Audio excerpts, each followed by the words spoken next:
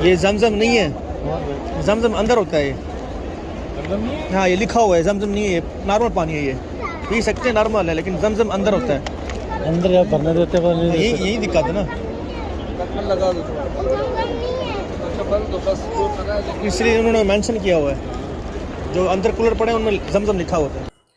अच्छा, जो मस्जिद नबवी के अंदर जो कूलर हैं और जो मस्जिद नबवी के बाहर सहनों में जो कूलर पड़े हैं उनमें डिफरेंट पता है आपको क्या है?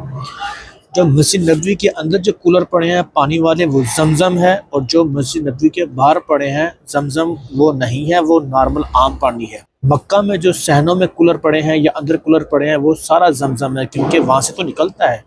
लेकिन यहाँ मदीने की बात कर रहा हूँ, मस्जिद नबवी की बात कर रहा हूँ, जो सहनों में पड़े हैं कूलर या जो टूटियाँ लगी हुई हैं डिस्पेंसर वाली, वो नॉर्मल पानी है। बहुत सारे लोग हमारे अजनबी जो उम्रे पर आते हैं वो बाहर जो कूलर पड़े हैं उनको जमजम समझकर भर रहे होते हैं और अपने मुल्क ले जाने के लिए अपने बैगों में डाल रहे होते हैं।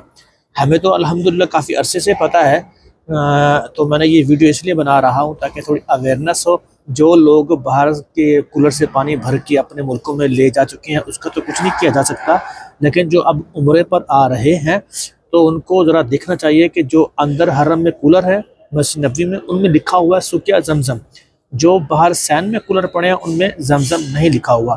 तो खुदारा थोड़ा देख लिया करें या पूछ लिया करें कि जो मुझे आसानी से पानी मिल रहा है और मैं भर रहा हूँ वो आया कि वो जमजम है या नहीं है।